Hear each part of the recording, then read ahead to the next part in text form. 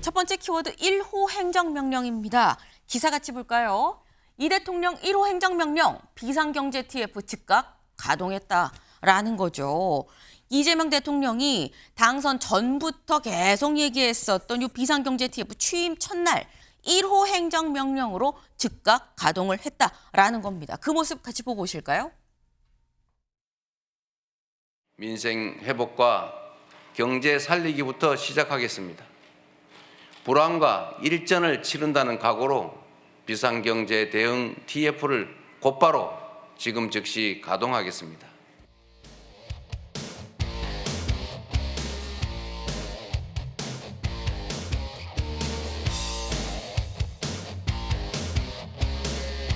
이재명 대통령은 추경을 위한 재정 여력과 추경이 가져올 즉각적인 경기 진작 효과에 대해 구체적으로 묻고 적극적인 경기 민생 진작 대응과 리스크 관리를 주문했습니다.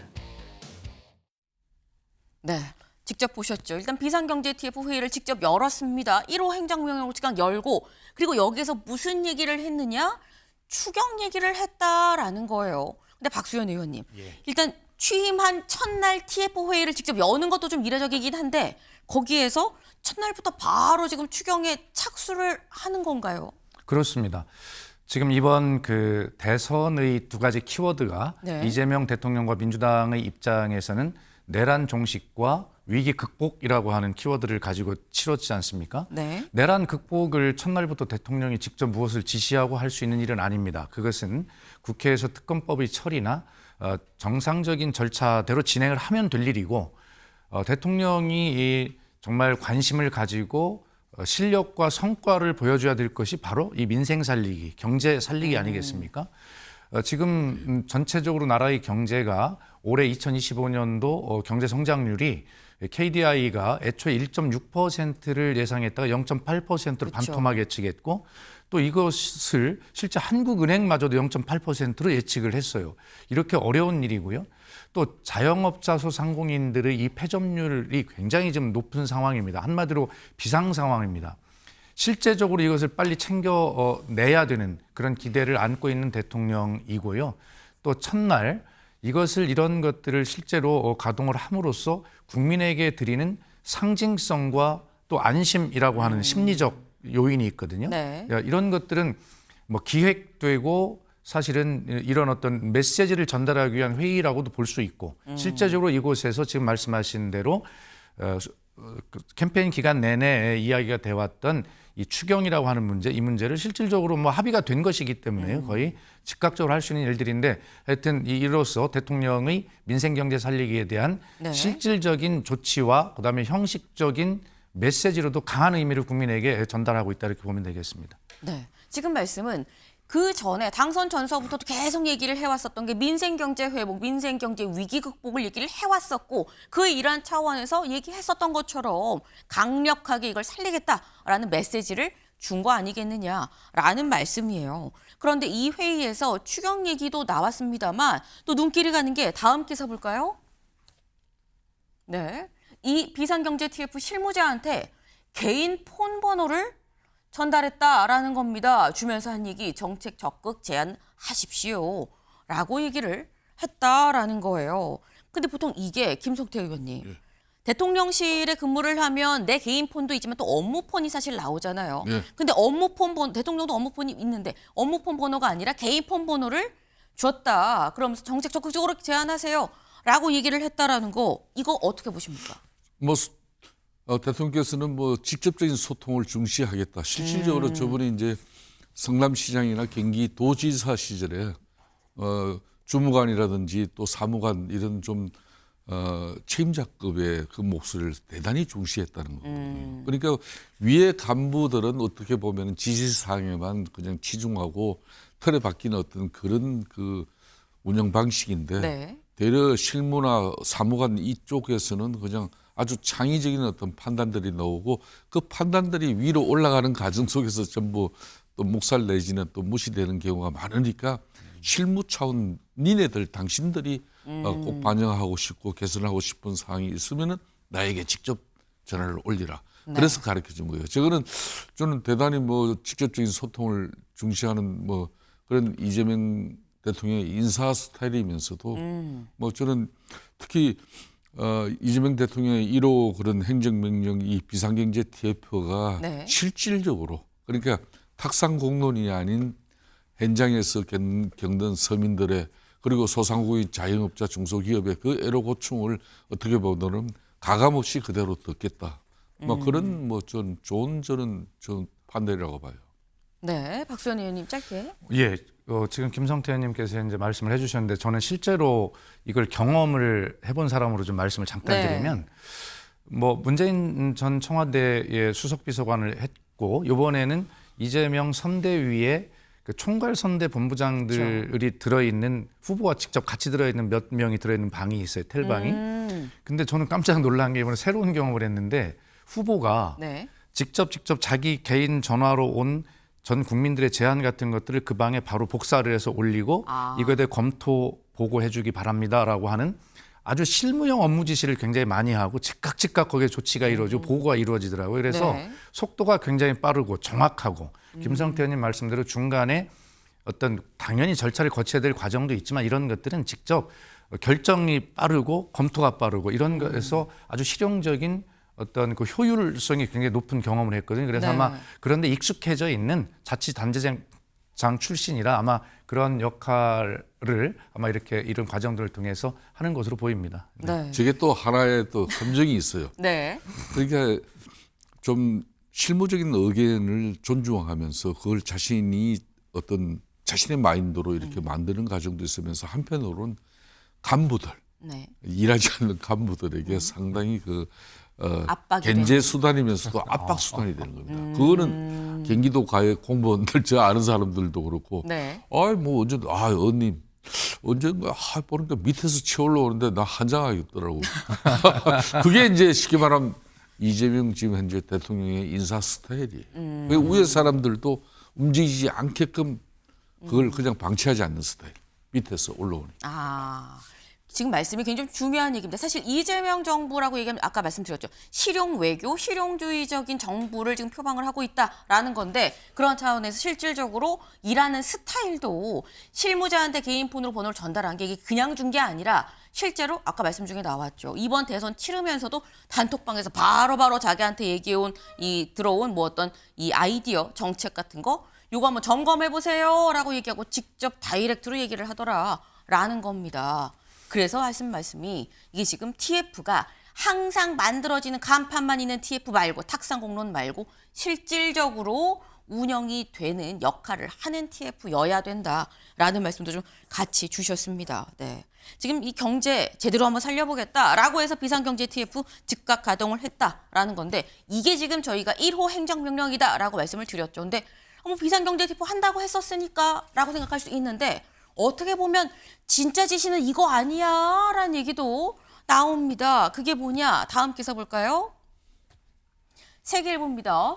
이 용산 대통령실 무덤 같아 아무것도 없습니다 라고 이재명 대통령 어제 얘기했습니다. 잠깐 요 얘기 들어보고 오죠. 지금 용산 사무실로 왔는데 꼭 무덤 같습니다. 아무도 없어요. 필기도구 제공해 줄 직원도 없군요. 컴퓨터도 없고 프린터도 없고 황당무계합니다. 네, 어제 이재명 대통령 이 용산에 와서 인선을 발표를 했는데 그러면서 이제 하는 얘기가 뭐라고 얘기했느냐 아까 들으셨죠. 아무것도 없어요. 아주 황당무계합니다. 무덤 같아요. 그러면서 아니 지금 현재 대통령실에 파견 쓰던 직업 공무원들 다 지금 곧바로 원대 복귀해서 전원 제자리로 복귀하라고 이거 해야 됩니다. 라고 얘기하고 실제 이런 지시를 내렸다라는 거죠. 박수현 의원님. 예. 그러니까 용산 와서 보니까 무슨 이삿짐 나간 집 마냥 아무것도 없더라. 뭐 이런 얘기를 지금 한 거거든요. 근데 말씀처럼 문재인 정부 때 계셨었잖아요. 문재인 정부 때도 그랬었냐라는 거죠. 아니 그렇지 않습니다. 이게 굉장히 지금 옛날 생각이 다 나는데요. 네. 제가 이제 문재인 정부의 첫 청와대 대변인이었지 않습니까? 그렇죠. 근데 들어가서 제일 먼저 생각난 게 그 박근혜 전 정권의 정부의 청와대 그 사정비서관실에서 캐비넷이 하나 발견이 됩니다. 네. 그래서 이제 전화가 와서 빨리 오라고 그래 가보니까 그 관계자들이 이제 캐비넷에 모여 있는데 열쇠가 잠겨져 있고 시건장치를 이제 그러니까 옮기려고 하다 보니까 무거운 거예요. 그러니까 네. 안에 뭐 들어있구나. 그러니까 예를 들어서 그 방에 있는 관계자 혼자 이걸 열으면 무슨 일이 있을지 모르니까 관계자들이 모여서 함께 그걸 열었어요. 그런데 거기에 서류가 가득 차 있었습니다. 네. 거기서 지금 아까 기사도 잠깐 나왔습니다만 깜짝 놀랄 만한 막 문건들이 쏟아져 나온 거예요. 다시 말해서 그 당시는 뭐 이해는 갔어요. 갑자기 이제 박근혜 정권 대통령이 탄핵 파면됐기 때문에 네. 그냥 뭐 떠나게 된 겁니다. 그러다 보니까 정리를 했지만 체계적으로 정리를 하지 않고 막 남아 있는 거 이런 것들이 많았어요. 그래서 거기서 상당한 문건이 발견이 되어서 매일매일 새로운 건이 터졌고 그걸 브리핑해야 되는 청와대 대변인 입장에서 저는 좀 제발 좀 그만 나와라. 뭐 이렇게 막 속으로 비를 정도였었습니다. 또 그렇게 나오니까 너네들이 전 정권을 보복하기 위해서 어딘가 서류를 막 찾아낸 거 아니야? 막 이렇게 의심도 했었어요. 네. 그러나 실제로 그렇게 놓고 나갔더라고요. 그러니까 그런 것들을 경험 삼아서 아마 윤석열 정권의 이 청와대 대통령실은 실제로 뭐 정진석 비서실장이 뭐 모든 걸 파기하라라는 뭐 지시도 했다는 제보도 들어와서 보도된 상황도 있었잖아요. 그래서 그런 과거의 경험들 때문에 아마 청소를 해도 너무 네. 깨끗하게 하고 나갔을 것이다. 그러나 매뉴얼에 따라서 인수인계하게 되는 목록이 있어요. 네. 근데 저도 청와대 경험을 해보니까 아예 그런 목록마저도 안 놓고 난 방이 있는가 하면 캐비넷을 통째로 놓고 방도 있고 그러나 이번에는 지금 이재명 대통령이 말씀하시는 걸 보니까 해도 너무 깨끗하게 하고 나갔다. 뭐 이런 말씀을 하신 것 같아요. 네. 그러니까 지금 말씀은 사실 앞서서 있었던 윤석열 정부 때의 이 직원들, 행정관들, 뭐 비서관들이 상당히 이전의 사례, 이 박근혜 정부에서 두고 나간 이 캐비넷이 논란이 됐었던 만큼 그걸 고려해서인지 깨끗해도 너무 깨끗하게 하고 나갔다라는 취지의 얘기를 한 것 같다라고 말씀을 지금 하셨는데 김성태 의원님, 약간 이재명 대통령의 이 아까 얘기를 좀 들어보면 뉘앙스는 아니 뭐 이렇게 인수인계도 안 될 만큼 이 정도로 해놓고 나가는 건 뭐야? 약간 이런 느낌이 좀 없잖아 있거든요. 예, 그렇습니다. 이 대통령실은 네. 대통령실에 일하시는 분들은 이제 두 가지 부류예요. 한 부류는 이제 늘공. 네. 그러니까 정부 부처 내에서 파견되어진 나온 그런 공무원들, 네. 전문 공무원들이고 또 한 부류는 이제 정당 내지 정치권에서 또 들어온 흔히 말하는 어공이라는 사람들, 네. 어쩌다 공무원 되신 분들 이분을 말하는 건데 어공들은 보통 대통령 이제 취임식을 앞두고 있고 당선이 확정된 어떤 그런 상황이면은 본인도 이제 뭐 자기 일을 하기 위해서는 좀 휴가도 가고 또 그 자리는 당연히 그때는 비워주는 게 맞아요. 네. 그렇지만 이제 늘공, 흔히 말하는 이 부처에서 나온 공무원들 입장에서는 정치적 부담이 없기 때문에 기존 보던 업무나 인수인계 목록을 잘 작성해가지고 다음 정부 또 사람이 바뀔 때 그때 하는 거지. 안 그러면 자신이 그대로 유임될 수도 있거든요. 네. 공무원 출신들은. 그럼에도 불구하고 이제 전부 이제 저는 이제 원대 복귀를 시킨 것 같아요. 그러다 보니까 이제 총무비서관 뭐 총무수석 한 사람 딱 남아 있었던 건데 저는 그런 측면에서 또 이제 과거에 옆에 계시지만 우리 문재인 정부 때 그때도 이제 박근혜 대통령 탄핵 이후에 이제 조기 대선을 통해서 들어온 정권이거든요.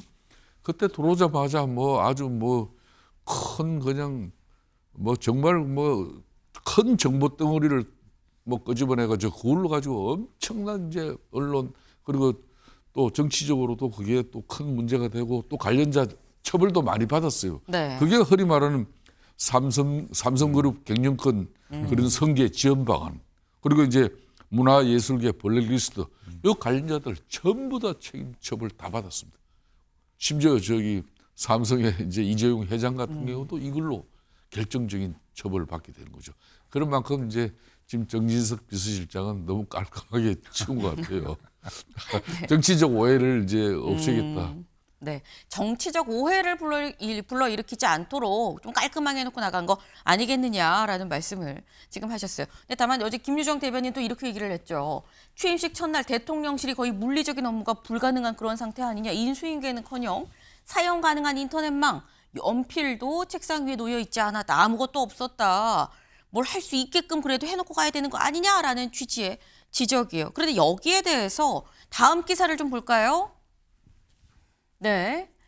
이 윤희 계엄 선포한 자리에서 첫 브리핑, 용산 무덤가다 필기구도 없고 황당무계했다라고 얘기를 했죠. 근데 요 기사를 갖고 온 이유가 요번엔 윤석열 정부 이제 나간 사람들의 얘기가 좀 들어 있습니다. 여기를 보겠습니다. 윤석열 정부 대통령실 관계자, 차기 정부 인사들이 일할 수 있게 정비해서 내놓자는 취지에서 정리를 한 거다.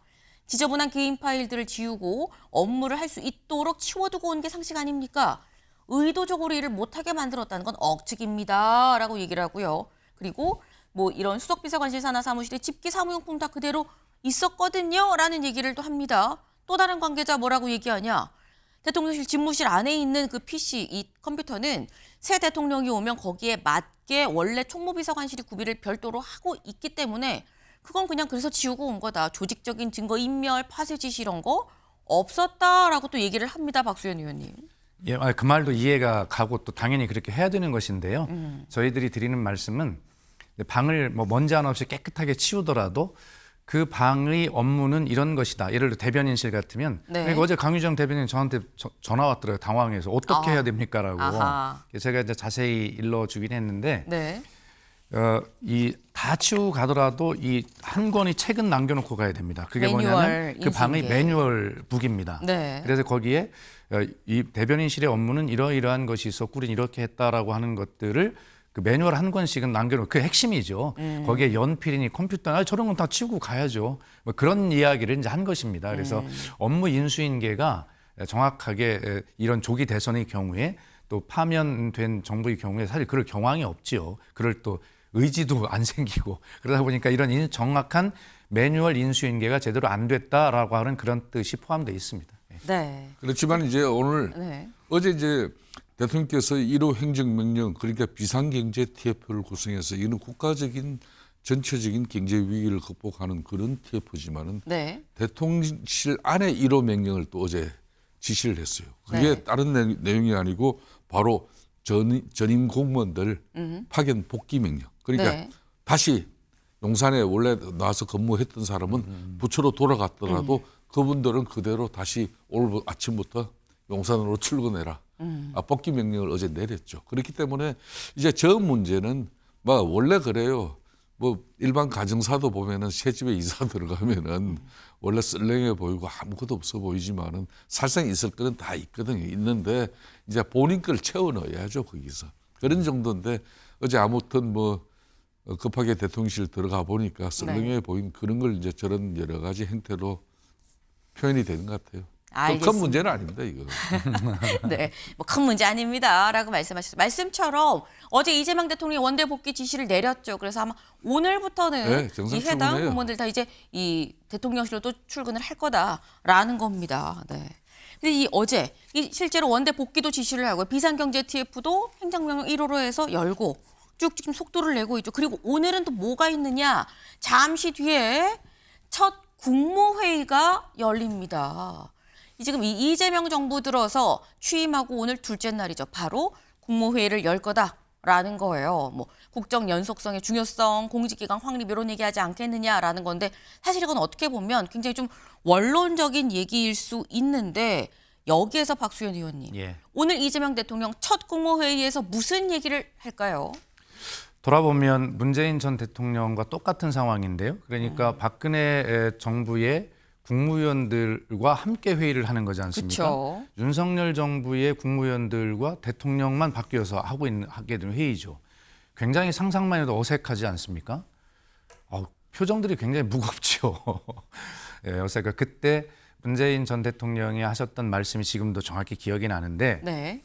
여러분들은 박근혜 정부의 마지막 국무위원이 아니라 문재인 정부의 첫 국무위원입니다. 이런 말씀을 처음에 하셨어요. 막 그렇게 우리 정권을 떠나서 정말 어떤 체제가 완비될 때까지 책임을 다해달라. 이것은 정권을 위한 봉사자가 아니라 여러분들은 국가와 국민을 위한 봉사자다라고 하는 이런 말씀을 이제 강조하셨고 문재인 정부는 이 조각이 좀 늦어져서 출범 후에 약 197일, 한 200일 가까이 돼서 그랬죠. 완성이 된 기억이 있는데요.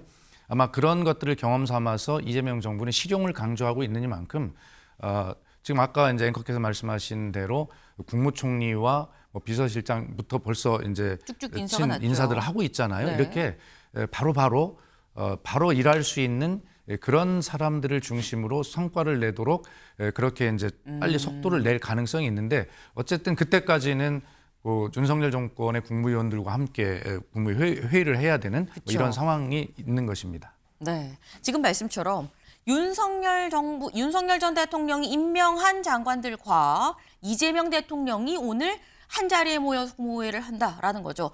분위기가 얼마나 애매하겠느냐라는 말씀을 지금 하셨어요. 그리고 특히나 오늘의 국무회의가 주목이 되는 이유 중에 하나가 다음 기사를 좀 볼까요?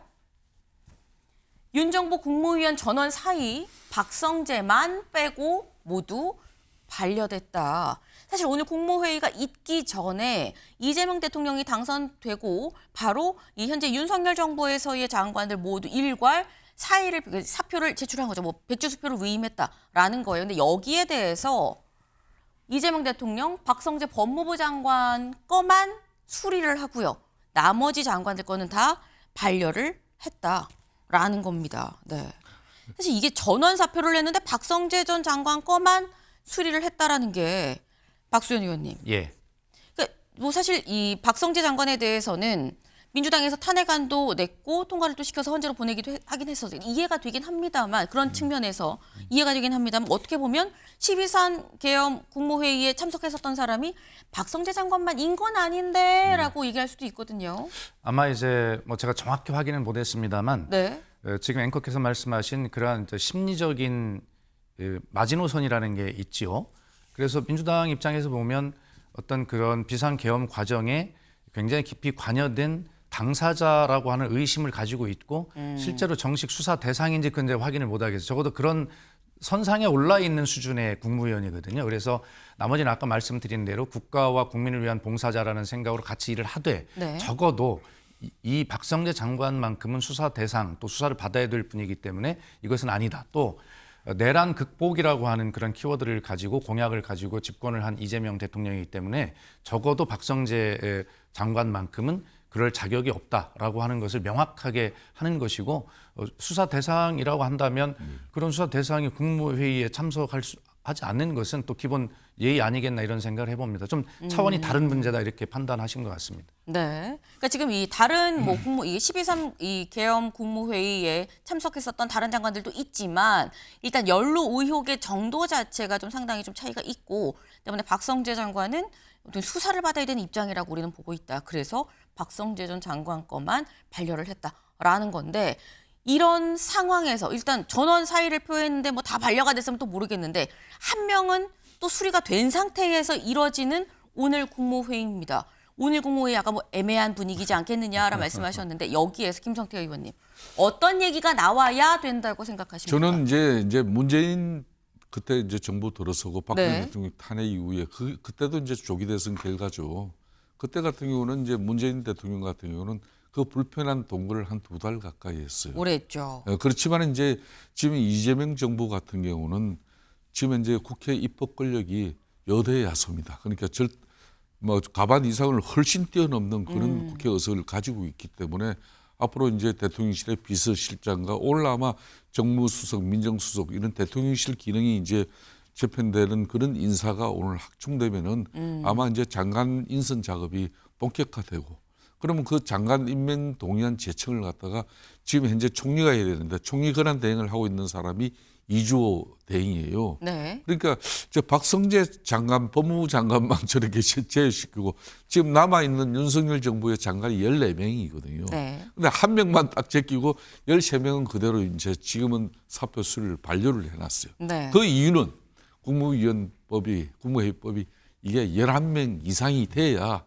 열려면 국무회의 의결 정족수가 되기 때문에. 네. 그럼 저는 앞으로 이게 조금 전에 물어보시니까 제일 관심사가 이런 거예요. 이 국무회의가 정상적으로 작동돼야 국회는 어제 국회 법사위 정청래 법사위원장은 나는 내 길을 간다 그러고 막 했잖아요. 네. 대통령 국민 통합을 이렇게 어제 취임사에서 외치고 그걸 대단히 강조했는데도 불구하고 그러면 이게 뭐 법사위를 통과한 그런 재판정지법이라든지 그리고 대법관 정헌법이라든지 그리고 이제 공직선거법상에 또 논란이 된 그 행위 부분을 드러내는 그런 공직선거법 이런 법안이 국회에서 이제 가결될 거예요. 본회의 이제 가결돼서 정부를 놓으면은 그걸 국무회의에서 이걸 공포를 해줘야 돼. 네. 그럼 국무회의가 정상적으로 작동이 돼야 되잖아요.